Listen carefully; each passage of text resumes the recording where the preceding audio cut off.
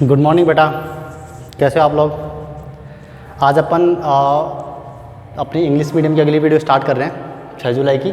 ठीक है, हम स्टार्ट करेंगे आज क्वेश्चन नंबर 3 से स्टार्ट करेंगे बेटा। क्वेश्चन नंबर 3, ठीक है ना, न्यूमेरिक का क्वेश्चन 3 पेज नंबर 78 पे। ठीक है, जो हमने लास्ट टॉपिक ख़त्म किया था, हम अब उसके थोड़े से कॉन्सेप्ट की बात करेंगे, उसके ऊपर एक क्वेश्चन करेंगे, देन अपन आगे अगले कॉन्सेप्ट पर चलेंगे। ठीक है, तो आप अपने पास बुक निकाल लीजिए। बुक का पेज नंबर 78 के ऊपर क्वेश्चन नंबर 3, आप पहले वीडियो को पॉज करके एक बार के लिए आप उस क्वेश्चन को रीड कर लेना। ठीक है ना, उसके बाद अपन स्टार्ट करते हैं। ओके, तो देखिए मैं फटाफट से क्वेश्चन में रीड कर रहा हूँ एक बार के लिए। हमारे पास एक्स और वाई दो पार्टनर्स हैं, दोनों का रेशियो 2:1 का है। उसी दिन बैलेंस शीट दे रहा है, थोड़ा फास्ट पढ़ रहा हूँ। ठीक है, बैलेंस शीट में एसेट एंड लायबिलिटी साइड में कुछ आइटम्स दे रखे हैं। हमारा चैप्टर नंबर 2 में सबसे पहला काम क्या होना चाहिए बेटा? सबसे पहला काम क्या होना चाहिए? सबसे पहला काम होना चाहिए सर, बैलेंस शीट में ऐसी कोई भी आइटम है जो कि कहीं पर भी रिवोल्यूशन या पार्टनर्स कैपिटल अकाउंट में ट्रांसफ़र हो जानी चाहिए, हमें क्वेश्चन चाहे बोले या ना बोले, दोनों केस में। तो ऐसे क्या क्या होते हैं हमारे पास में? एक तो होता है, पहले अपन लायबिलिटी पढ़ना स्टार्ट करते हैं। तो लायबिलिटी में आपके पास में सबसे पहले क्या होता है बेटा? क्रेडिटर्स है, इसका पॉइंट देगा तब की तब बात करेंगे। अगर मैं बात करूं वर्कमैन कॉम्पनसेशन रिजर्व, अगर आगे चल के कुछ बोलता है तो देखते हैं। उसके बाद में है जनरल रिजर्व। रिजर्व का चाहे क्वेश्चन में कुछ बोले या फिर ना बोले, सीधा ही आपको ओल्ड पार्टनर्स में ओल्ड रेशियो में डिस्ट्रीब्यूट कर देना चाहिए। अपन पढ़ चुके हैं ये चीज़, तो मैंने कर दिया है बाई जनरल रिजर्व। ठीक है ना, अब कितना अमाउंट है? 9000 है, और ओल्ड पार्टनर्स का रेशियो क्या है बेटा? 2:1 का रेशियो है। ठीक है, तो हम डिस्ट्रीब्यूट कर देंगे 6000 और 3000। ठीक है, उसके बाद में क्या है? एक्स और वाई की कैपिटल दे रखी है, मतलब ये क्या है? ओपनिंग कैपिटल है। तो by balance BD opening capital करके अपन लिख देंगे इसको। ठीक है ना, इस टाइप के क्वेश्चन अपन पहले भी कर चुके हैं, जिसके अंदर क्या करता है? Revolution account, partners capital account और बैलेंस शीट बनवाता है न्यू पार्टनर के एडमिशन पर। तो सबसे पहला काम हमने करा बैलेंस शीट को ऐसे आइटम्स को डिस्ट्रीब्यूट करना, जिसके लिए ना भी बोला हो तो करना पड़ेगा। अब आइए ज़रा कहाँ? एसेट साइड में। एसेट साइड में मुझे एक आइटम दिख रहा है, गुडविल। गुडविल अगर ऑलरेडी बैलेंस शीट में हो तो मैंने क्या बोला था आपको? सबसे पहले उसको डिस्ट्रीब्यूट करो। आप सबसे पहले क्या करो? उसको डिस्ट्रीब्यूट करो। तो वर्किंग नोट के लिए थोड़ी जगह रखी है, उस अमाउंट को, पहले वाली गुडविल को डिस्ट्रीब्यूट करने की एंट्री क्या बनती है बेटा? जगह थोड़ी कम है तो थोड़ा शॉर्ट में लिखने की कोशिश करूँगा। ठीक है, जो गुडविल पहले से है वो ओल्ड पार्टनर्स में डिस्ट्रीब्यूट होनी चाहिए। X capital debit, Y capital debit to goodwill. ये बैलेंस शीट वाली गुडविल है जो कि ओल्ड रेशियो में, इसको डिस्ट्रीब्यूट करके ख़त्म करो, क्योंकि हम अब क्या करने वाले हैं? नई वाली गुडविल का वैल्यूएशन करेंगे न्यू पार्टनर के एडमिशन पे। तो ये हमारे किसी काम के नहीं है। 3000, ठीक है, 2:1 में डिस्ट्रीब्यूट करोगे तो क्या होगा बेटा? 2000 और 1000। ये तो हमने एंट्री पास कर ली, इस एंट्री की लेजर पोस्टिंग हो सकती है। एक्स कैपिटल अकाउंट और वाई कैपिटल अकाउंट कहाँ पर है? ये रहा। इसमें क्या आ जाएगा? टू गुडविल 1000, 2000 और 1000 आ जाएगा। ठीक है, सिंपली। तो ये आपकी एंट्री होगी। बैलेंस शीट के नीचे आते हैं। दे admit Z in the form from 1 April 2017 for 1/4 share. उन्होंने जेड को एडमिट किया है 1/4 के लिए। ठीक है ना, अब ध्यान से पढ़ना, which he will receive from X. Simple सी बात क्या बोली है इसने? इसने बोला है जेड की एंट्री होती है 1/4 के लिए, और ये पूरा का पूरा रेशियो किससे लेता है बेटा? एक्स से लेता है। तो क्या ये x का सेक्रीफाइस रेशियो हो गया क्या 1/4? और इसमें y ने कोई भी पार्टिसिपेट नहीं किया है। ठीक है ना, तो y को हम इन दोनों की डील से अलग रखेंगे, जैसा पहले था वैसा ही अभी भी रहेगा। ओके जी, आगे पढ़िए ज़रा, क्या बोला हुआ है? The following decisions were taken at that time. जब उसने एडमिशन लिया तो क्या क्या डिसीजन लिए गए? Point number 1, Z bring ₹36,000 in cash and shares of RAM Limited worth ₹14,000 as his capital। वो अपने कैपिटल के लिए दो चीज़ें लेके आता है, दो चीज़ें। एक तो लेके आता कैश, और एक उसने किसी राम लिमिटेड कंपनी के शेयर परचेज कर रखे थे। जैसे अपने क्लास में बात करते थे ना कि मैंने कहा था मेरे पास रिलायंस कंपनी के शेयर्स हैं, तो मैंने उसमें इन्वेस्टमेंट कर रखा ना, वैसे ही जेड ने राम लिमिटेड नाम की कोई कंपनी थी उसके शेयर्स परचेज कर रखे थे, ठीक है ना। तो मतलब वहाँ पे इन्वेस्टमेंट कर रखा था, वो शेयर्स भी कहाँ लेके आ गया, कंपनी में लेके आ गया, कंपनी के नाम में, फर्म के नाम में ट्रांसफ़र कर दिए, ठीक है ना। तो कैपिटल के तौर पे वो लेके आता है ये दोनों चीज़ें। ओके जी, क्या एंट्री बननी चाहिए ध्यान देना ज़रा। अच्छा, अगर किसी बच्चे को दिक्कत हो तो मैं डिस्कस करता हूँ, देखना। पहले एंट्री करता हूँ, कैश अकाउंट डेबिट, ठीक है, Ram limited shares account debit to जेड्स कैपिटल, टू जेड्स कैपिटल। यही तो होता है बेटा, कैपिटल आने की एंट्री क्या होती है, cash account debit to Z. 11th class में पढ़ के आए थे अपने स्टार्टिंग में ही कि कैपिटल की आपने लाइन पढ़ोगे ना स्टार्टिंग में, business started with cash rupees, ठीक है ना।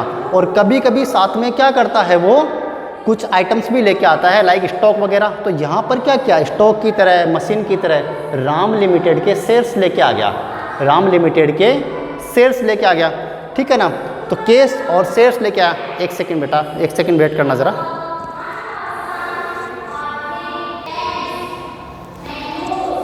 हाँ जी बेटा, देखिए ज़रा, तो उसी तरह से ये एंट्री बन गई simple, cash account debit to capital होता है, स्टॉक आया तो stock account debit to capital, machine हुई तो machine account debit to capital. वैसे ही क्या हुआ, इसने राम लिमिटेड के शेयर्स लेके आया, तो एंट्री सिंपल है आपके सामने। कितना अमाउंट लेके आया, 36,000 तो लाया केस में, 14,000 के लेके आया है राम लिमिटेड के शेयर्स। तो कितना हो गया टोटल, ठीक है, 30, 40, 50, 50,000 हो गया टोटल, ठीक है ना। तो ये इसकी बन गई कैपिटल की एंट्री। अब आइए ज़रा आगे, अगली लाइन क्या बोलता है, the present value of firms goodwill is ₹12,000। एक काम करते हैं, पहले इन दोनों की लेज़र पोस्टिंग करके ख़त्म करते हैं, जगह खाली करके फिर स्टार्ट करते हैं। देखो ज़रा, इसकी पोस्टिंग मैंने कर दी, ये देखो, cash account debit Ram limited debit to जेड्स कैपिटल। तो जेड्स कैपिटल अकाउंट में क्या आना चाहिए, लेज़र पोस्टिंग, सिंपली अकाउंट की लेज़र पोस्टिंग है ना बेटा। तो कैपिटल अकाउंट में क्या आना चाहिए, बाई कैश और बाई राम लिमिटेड शेयर्स, यही आना चाहिए ना। तो ये रहा जेड का सीआर साइड, क्या आना चाहिए, by cash 36,000, by Ram limited shares 14,000, ठीक बात है। ओके जी, एक और बात, चलो ये बाद में डिस्कस करते हैं, इसको मैं हटा रहा हूँ। अब अपन चलते हैं गुडविल के पॉइंट के ऊपर, ठीक है। अगला पॉइंट आप पढ़िए ज़रा, अगला पॉइंट आप पढ़िए, क्या लिखा हुआ है, the present value of firms goodwill is ₹12,000। जो अभी नई वाली जो गुडविल है, गुडविल ऑफ द फर्म, पूरी फर्म की जो गुडविल है वो कितनी है बेटा, 12,000 है।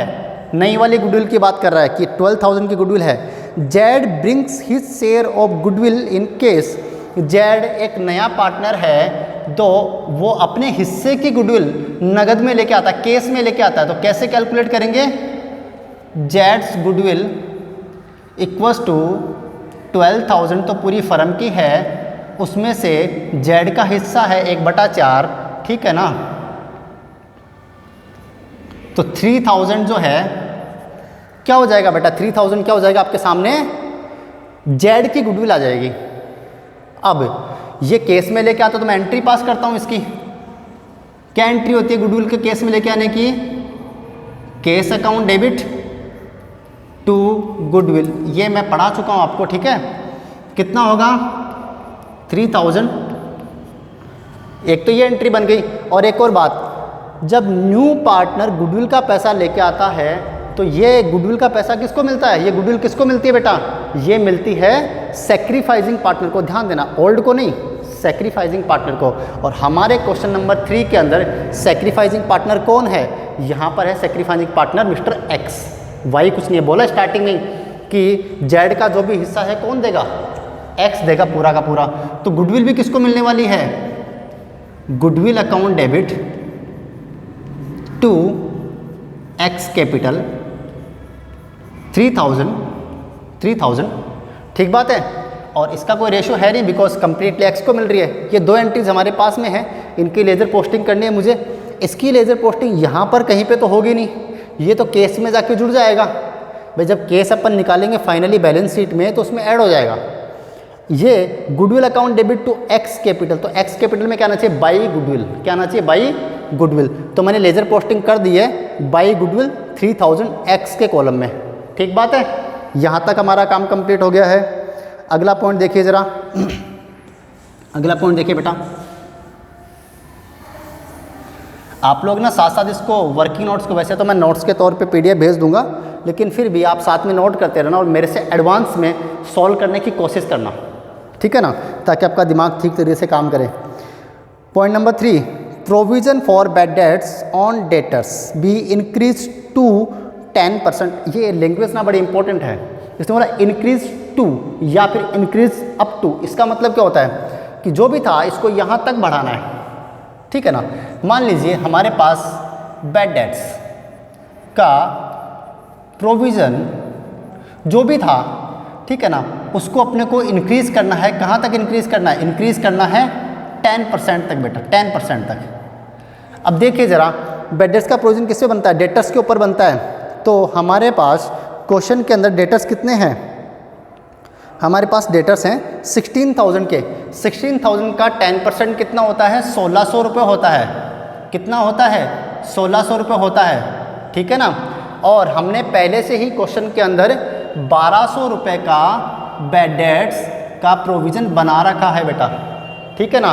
तो अभी कितने से बढ़ा दूँ मैं, 400 रुपये से और इंक्रीज़ कर दूँ, ताकि क्या हो जाएगा आपका 400 रुपये से इंक्रीज़ हो जाएगा ना आपका प्रोविज़न।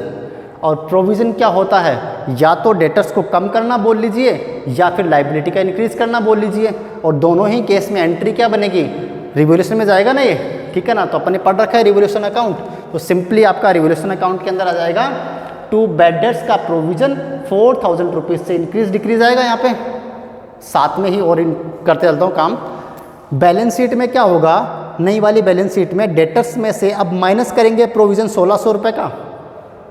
पहले 1200 माइनस किया था ना, अभी टोटल कितना हो गया 1600। तो अभी कितना होना चाहिए, 16,000 में से 1600 माइनस, आउटर कॉलम में जो बच गया वो अमाउंट आ जाएगी। ये पॉइंट सॉल्व है अपना, ठीक है ना। आगे चलिए ज़रा, अगला पॉइंट जो है, and outstanding salary is not required now. आपके पास बैलेंस शीट में आउटस्टैंडिंग सैलरी है लाइबिलिटी साइड में 1000 की। इसने बोला कि एक लाइबिलिटी है आउटस्टैंडिंग सैलरी के नाम से, जो आज के बाद उसकी रिक्वायरमेंट आपको नहीं है, ठीक है ना। उसकी रिक्वायरमेंट नहीं है मतलब क्या, लाइबिलिटी आपकी डिक्रीज हो गई। जस्ट अ सेकेंड, ठीक है बेटा। तो आउटस्टैंडिंग सैलरी की मैं एंट्री करके देखता हूँ एक बार, आप सोचिए ज़रा। अगर आपने एक लाइबिलिटी रिमूव कर दी, लाइबिलिटी रिमूव, तो एंट्री आपकी क्या होनी चाहिए, लाइबिलिटी को हटाओगे तो डेबिट करना चाहिए, outstanding salary debit to revolution account, ठीक बात है। ये एंट्री बनेगी तो रिवोल्यूशन अकाउंट में क्या आना चाहिए, बाई आउटस्टैंडिंग सैलरी, ठीक है ना। तो यहाँ पर आइए ज़रा, बाई आउटस्टैंडिंग सैलरी 1000 रुपीज़ से। और इम्पॉर्टेंट बात, अब हमने बैलेंस शीट से इसको डेबिट करके हटा दिया है, तो बैलेंस शीट में नहीं आनी चाहिए ना, तो आपकी लाइबिलिटी साइड में ये अब नहीं आएगी, ठीक है ना। नेक्स्ट पॉइंट देखिए ज़रा, अगला पॉइंट क्या है। अब ये इंपॉर्टेंट लैंग्वेज है, ध्यान देना इस लैंग्वेज पे। दोनों ही लैंग्वेज बड़ी इंपॉर्टेंट है बेटा, दोनों ही लैंग्वेज बड़ी इंपॉर्टेंट है। पढ़ लीजिए आप फटाफट से एक बार, क्या लिखा हुआ है पॉइंट नंबर 4 में, plant and machinery over valued by 5%। Plant and machinery over valued by 5%, इसका मतलब क्या, इसने पहले से ही ज़्यादा वैल्यू कर रखा है। इसका मतलब क्या है, ओवर वैल्यूड है पहले से, ठीक है ना। तो आप देखिए ज़रा, प्लांट ऑन मशीनरी कितने का है बेटा, प्लांट ऑन मशीनरी 42,000 का है। अब मेरी बात को ना ध्यान से सुनना ज़रा, इसकी लैंग्वेज क्या है। इसने बोला कि ओवर वैल्यूड है, ओवर वैल्यूड सेकेंड फॉर्म है ना, मतलब पहले से कर रखा है, कितना 5% ज़्यादा है। एक बात बताओ, किसी भी चीज़ की सही वैल्यू क्या होती है, वो 100% पे हो तो बिल्कुल सही होती है। 100 से ऊपर है मतलब क्या है, ज़्यादा वैल्यू है, 100 से कम है मतलब क्या है, कम वैल्यू है। तो हमारी करेक्ट वैल्यू क्या होनी चाहिए, 100% होनी चाहिए। जबकि ओवर वैल्यूड 5% का मतलब क्या है, ये 105% पे खड़ी है आज। ये वैल्यू कितने पे खड़ी है, 105% पे खड़ी है, तो उसको 100 पे लेके आओ तभी तो करेक्ट वैल्यू होगी। तो देखिए जरा, मैं पहले करेक्ट वैल्यू पता करता हूँ। 42,000 को मुझे लेके आना है 100 पे, तो गुणा कर दूंगा 100 पे, और ये है कितना बेटा 105, तो 105 का भाग दूंगा तो 1 के बराबर आएगी, मल्टीप्लाई बाय 100 से करूंगा तो 100 के बराबर वैल्यू आ जाएगी। तो ये वैल्यू हो कितनी जाएगी, 40,000। ये इसकी सही वैल्यू है, ये इसकी सही वैल्यू है, ठीक है ना। तो 42 की चीज़ 40 की चीज़ 42 की कर रखी है पहले से ही, तो 2,000 रुपये ज़्यादा है। आप क्या करो, कम कर दो, बिकॉज आप रिवोल्यूशन कर रहे हो। तो 2,000 रुपये से इसको क्या कर दीजिए बेटा, कम कर दीजिए।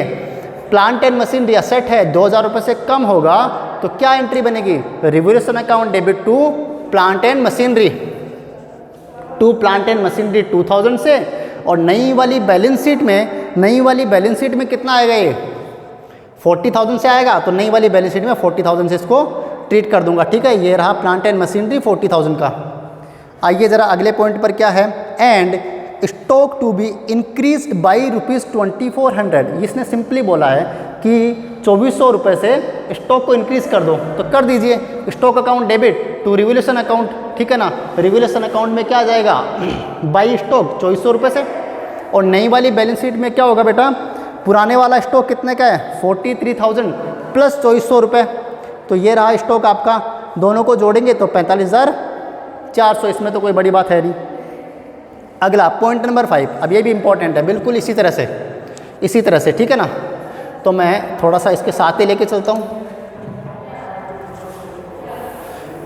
पढ़ना ज़रा। पॉइंट क्या है आपके पास, पॉइंट है building under valued by 10%।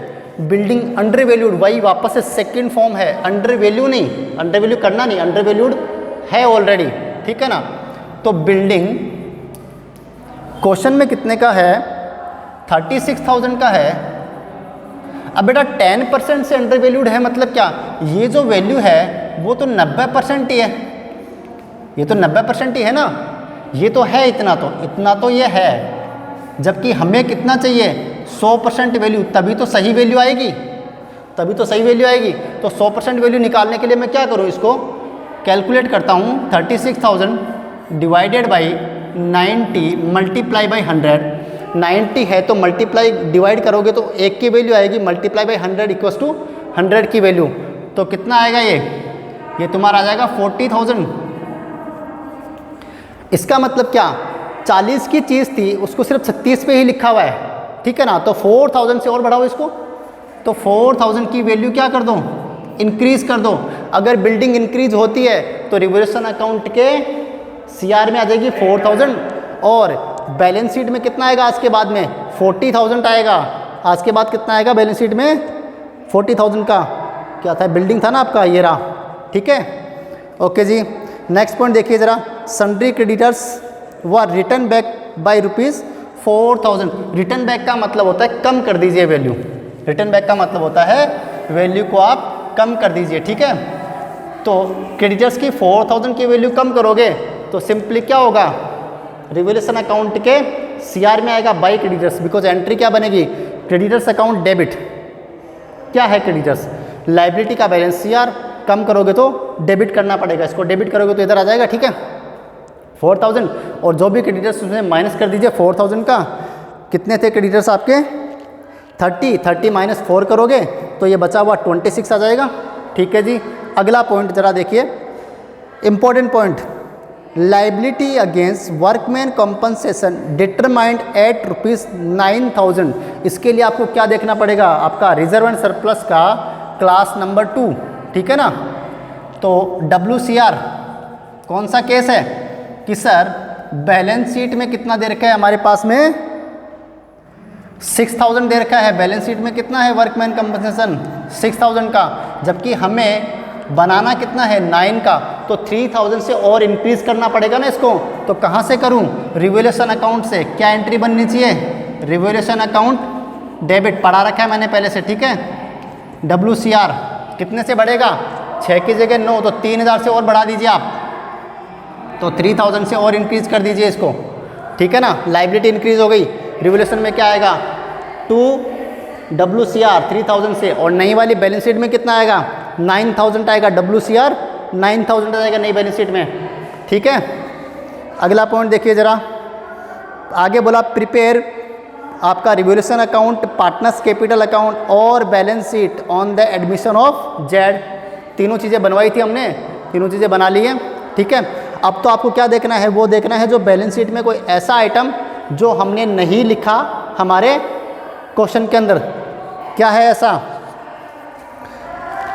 Case का बैलेंस और बैंक का बैलेंस, बैंक बैलेंस 17,200 है, bank balance 17,200 same to same लिखा मैंने, ठीक है। लाइबिलिटी में ऐसा कुछ है नहीं बचा हुआ, सब कुछ तो हो गया।